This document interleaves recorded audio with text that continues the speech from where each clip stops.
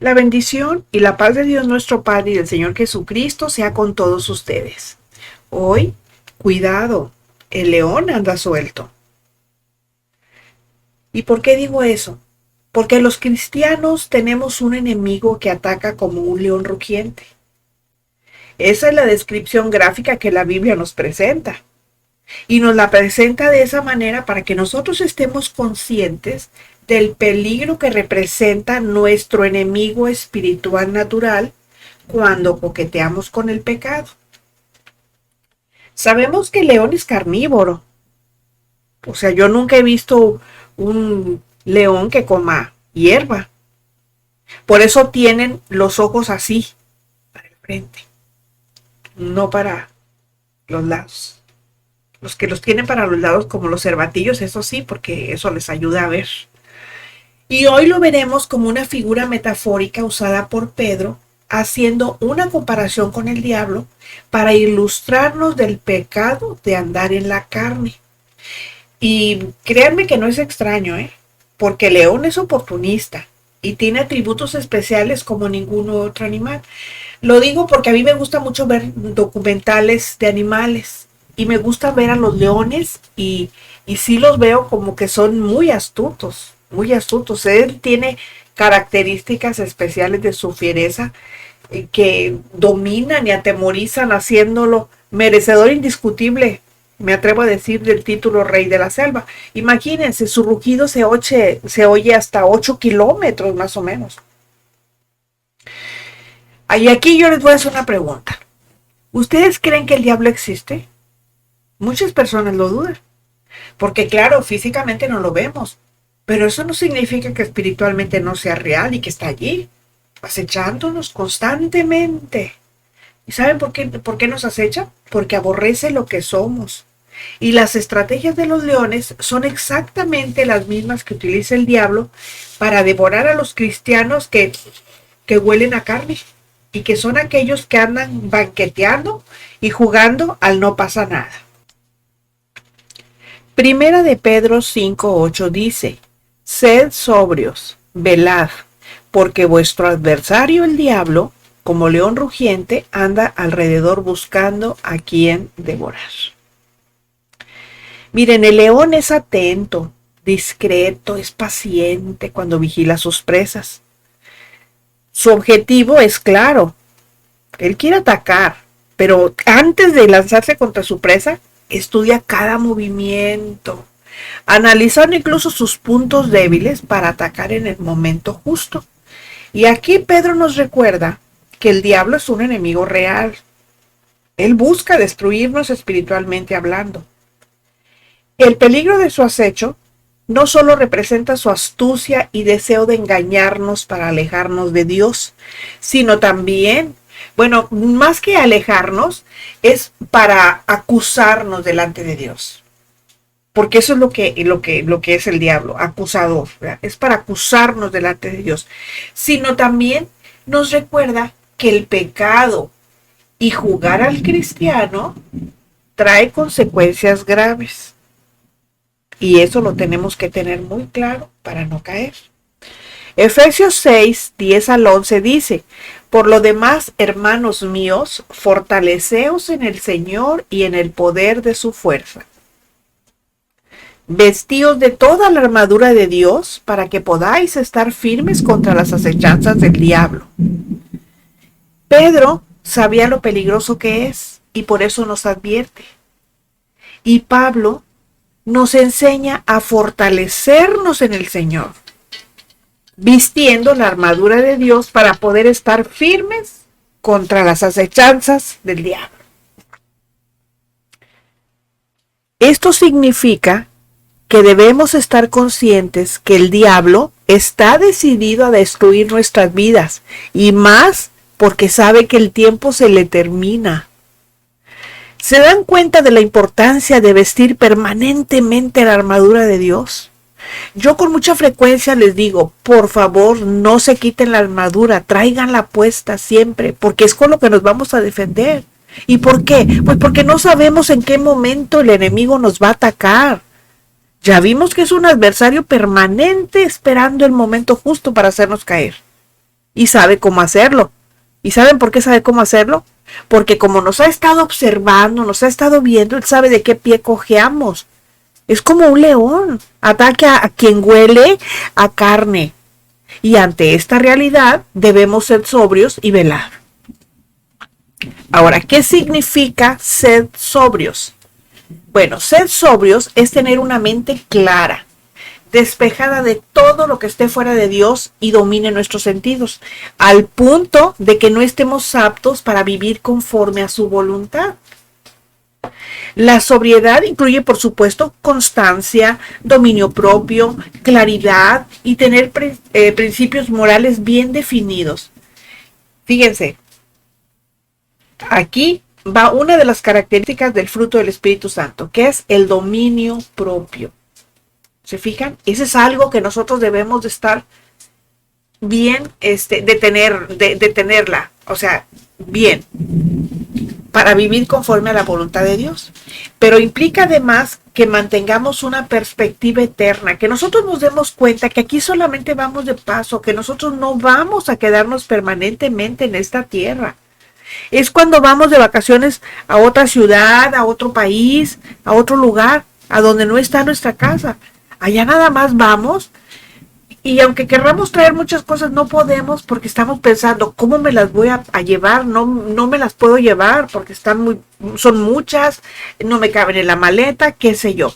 Así nosotros tenemos que tener perspectiva eterna y despojarnos de todas las cosas del mundo y pensar que a donde nosotros vamos no necesitamos más que estar bien con Dios, más que tener nuestro corazón lleno de fe, tener nuestro corazón como las vírgenes sensatas, llenos del Espíritu Santo, que esté vivo en nosotros y que manejemos los asuntos de la vida sin dejarnos arrastrar por emociones o pasiones humanas. Tener una actitud sobria y de alerta es porque en medio del sufrimiento que trae seguir fielmente a Cristo hay un enemigo real que nos busca como un león rugiente para devorarnos a través de tentarnos con lo que sabe que le agrada a la carne. Romanos 8:14 dice, porque todos los que son guiados por el Espíritu de Dios, estos son hijos de Dios. Claro que sus incitaciones al mal pueden ser muy atractivas. Pueden seducirnos porque su poder es real y sus maquinaciones son malvadas.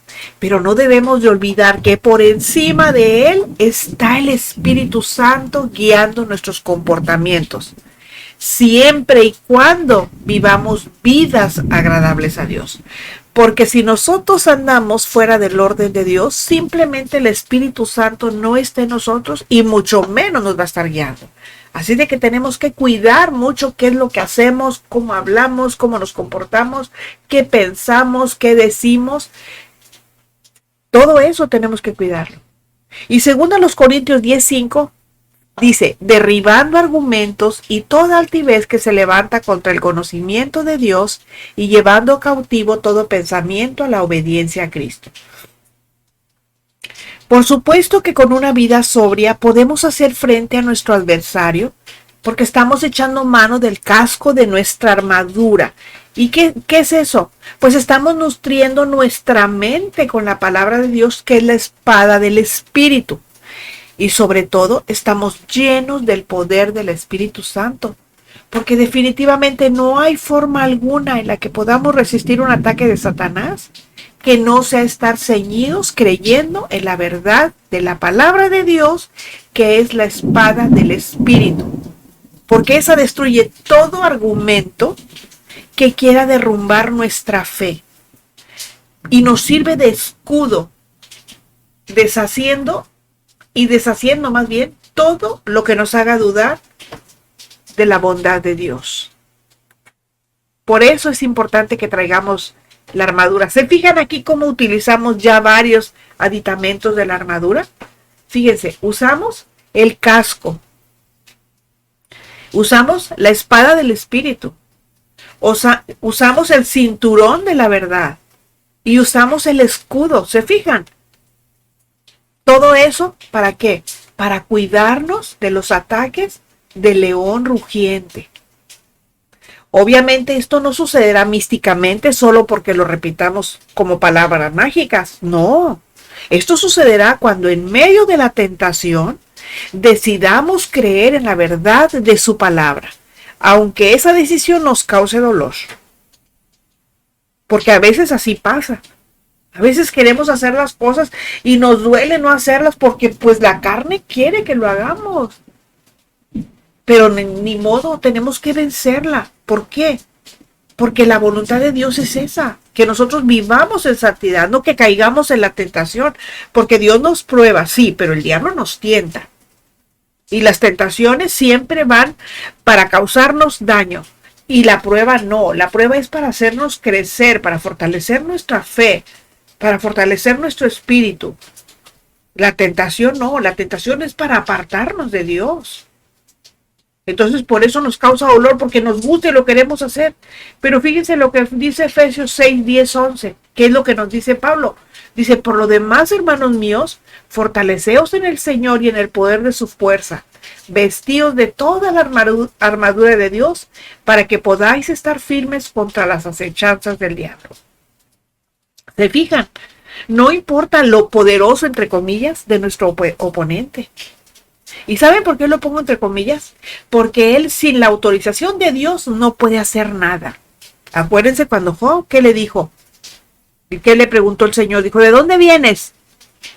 Le dijo a Satanás, dijo, de rodear toda la tierra. Y ahí estaba y dice, oye, ¿no has considerado a tu hijo Job, verdad? Que no sé qué. ¿Y qué dijo Dios? Dijo, sí, está bien. Dijo, nada más no lo toques a él. O sea, él tuvo un límite. Por eso les digo, él sin la autorización de Dios, sin el aval de Dios, no puede hacer nada. Pero nosotros por eso tenemos que mantenernos para que Dios no le vaya a dar el aval y diga, sí, hazlo. Porque acuérdense lo que dice el Salmo 39, que dice, no seas como caballo o como el mulo sin entendimiento, que tienes que ser sujetado con cabestro y freno, porque si no, no te acercas a Dios. El cabestro y el freno, hagan de cuenta que vienen siendo las pruebas que Dios nos pone. ¿Para qué? Pues para que volvamos a Él. Dios es todopoderoso. Y armados nosotros con la armadura divina, obedeciendo los principios bíblicos y siguiendo la voluntad de Dios, ¿saben qué? Somos invencibles.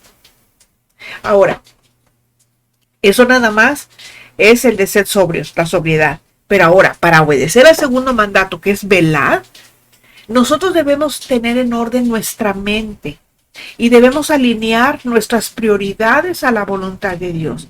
Recuerden que hace 2 semanas estudiamos lo que significa ya no vivir para nosotros. Ahora vivimos para Cristo. Y ahora es Cristo el que vive en nosotros. ¿Ustedes se imaginan a una persona bajo la influencia de alguna sustancia ilegal frente a una bestia salvaje? Pues yo creo que por más que lo intente no podrá estar lista para hacerle frente. Yo creo que no. Por ello Pedro nos llama a que seamos conscientes, a que estemos atentos y no discutamos si el diablo existe o no. Y su advertencia es a que estemos preparados para que podamos resistir los ataques que se nos lancen. Y preparados es vivir en obediencia siempre. Cuidado, el león anda suelto. Es decir, el diablo está suelto en este mundo. Recuerden que este mundo está bajo el maligno. Aquí ahorita no está reinando Jesucristo, está reinando el diablo. Es el príncipe de este mundo, no es el rey, es el príncipe de este mundo. Y anda suelto. Y está produciendo dolor, llanto, desesperación, angustia, tentación. Y con ello el peligro de muerte espiritual eterna.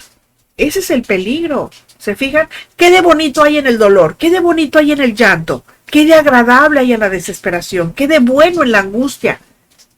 En la tentación y en el peligro de muerte. Ninguno. Eso es lo que él ofrece nada más. Y todo eso está acechando a quienes son débiles en la fe y viven una vida en la carne. Es muy peligroso. Porque imagínense, si pudo engañar a muchos ángeles, ¿qué no hará con una persona que no ora ni lee la Biblia? Ahora, ¿cómo identificar a quienes viven en la carne? ¿O cómo saber si nosotros andamos en la carne o no? Bueno, primero debemos de aprender algo. La palabra cristiano se utiliza en muchos contextos diferentes. En muchos. Y muy pocas personas entienden lo que son los cristianos carnales, pero así los llama la Biblia, que lo enseña también como el ocuparse de la carne. ¿Qué es eso? Eso es llevar una vida caracterizada por la vieja naturaleza de pecado, chismeando, mintiendo, en vicios, murmurando, criticando, sin mencionar los pecados que atañen principalmente al cuerpo, como son la lascivia, tener relaciones con personas del mismo sexo, el adulterio, la fornicación, todo ese tipo de cosas. Es decir, son personas que viven vidas dobles queriendo quedar bien con Dios y con el diablo. Eso es lo que la palabra carne denota, de tener una naturaleza humana, terrenal, apartada de la influencia divina y propensa al pecado en contra de Dios. De eso aprendimos la semana pasada, cuando hablamos de la concupiscencia de los hombres de los últimos tiempos. Un cristiano carnal solamente es un creyente en Cristo, porque está más influenciado por el mundo que por la naturaleza de Dios. Es alguien que sabe la Biblia al revés y al derecho, pero ignora que no es cuánto sabe, sino cuánto de lo que sabe aplica a su vida. Por eso, a mí no me gusta usar el término creyente, porque creyente, ya les he dicho muchas veces, hasta el diablo es creyente y tiembla, porque el diablo también cree y tiembla. Nosotros no, si usted se considera un cristiano de verdad comprometido, de verdad un cristiano fiel, un cristiano radical, que a lo malo le llama malo, que no tiene que andar usando eufemismos para que se oiga bonito y que la gente no se ofenda, pues a usted no le importa que la gente se ofenda. La verdad es la verdad y punto. Aquí nada de que tú tienes tu verdad y yo la mía. No, la verdad es la verdad. Y se acabó. Y nosotros tenemos la verdad en la palabra de Dios. Y esos son los principios que nosotros debemos de seguir, los que nos marca la palabra de Dios, no los valores que nos impone el mundo. Eso no. Y eso es lo que pasa con un cristiano carnal que se preocupa más por quedar bien con la gente antes que obedecer a Dios. Es inmaduro. Maneja todo desde las emociones. Habla y hace todo de acuerdo a cómo se siente. Y lo peor es que siempre está inconforme, en conflicto. ¿Y saben por qué? Porque sí tiene a Jesucristo en los labios, pero tiene al mundo en su corazón.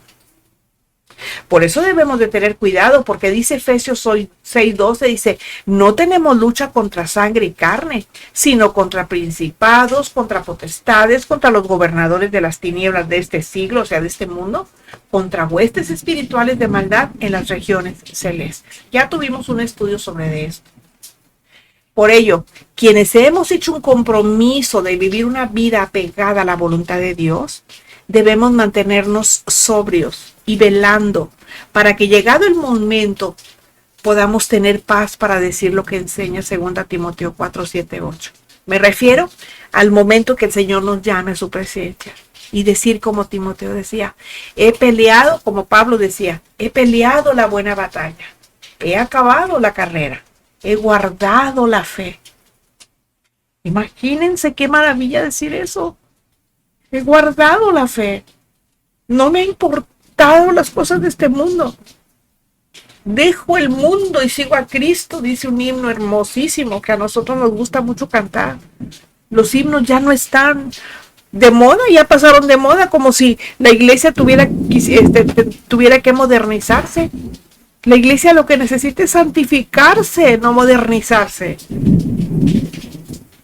Imagínense decir, he guardado la fe. Por lo demás, me está guardada la corona de justicia, la cual me dará el Señor juez justo en aquel día. Y no solo a mí, sino también a los que aman su venida. ¿Usted ama su venida? Pues entonces haga lo que dice la palabra. Sea sobrio y vele. Tenga su mente lúcida pensando lo que está haciendo. Porque esto, mis hermanos, pronto se va a terminar. Las señales, todas están dadas, Y mire, parte de terminar la carrera y recibir la corona de justicia implica que nos paremos firmes y resistamos enfrentando a nuestro enemigo, porque nosotros no podemos darnos el lujo de perder. Así que si Pedro compara a Satanás con un león, es para darnos una lección con esta analogía. Dicen los guardabosques que son quienes realmente saben, porque los han estudiado en su estado salvaje, que nunca se debe dar la espalda y correr frente a un león atacando, sino al contrario. Tenemos que pararnos de pie firmemente y enfrentarlos. Yo preferiría mejor no encontrarme con uno, porque eso los desconcierta, los confunde y en la mayoría de los casos los detiene y se alejan. Pero el consejo que el apóstol Pedro nos da a los cristianos de cómo enfrentar y vencer al diablo, bien vale la pena que lo pongamos en práctica aplicándolo a nuestra vida diaria. Resistámoslo andando en el espíritu, porque si seguimos descuidando nuestra vida espiritual, abriendo la ventana, luego no digamos que el viento nos despeinó. Mejor dejemos de darle gusto a la carne. Termina el estudio, empieza el servicio. Impregnémonos de aroma celestial y el diablo huirá de nosotros. Que el Señor nos ayude a mantenernos fieles a Él y que el Espíritu Santo nos dé entendimiento y valor para obedecer su palabra. Si le edificó, regáleme un like para que YouTube dé a conocer esta reflexión y más personas la escuchen. Y si no se ha suscrito, le invito a que lo haga en este momento. Y aprovecho la ocasión para dar la bienvenida y agradecer de corazón a quienes me distinguen con su suscripción. Yo no los conozco, pero el Señor sí, y cada noche pido a Dios por ustedes. Por cierto, estoy orando por toda nuestra América querida y mando un saludo muy especial a una persona que está en Venezuela. Lo espero la próxima semana cuando volveremos a encontrarnos en nuestro jueves de estudio. La Iglesia Verdadera dice: ven, Señor Jesús, te estamos esperando. El Dios de paz sea con todos ustedes. Amén.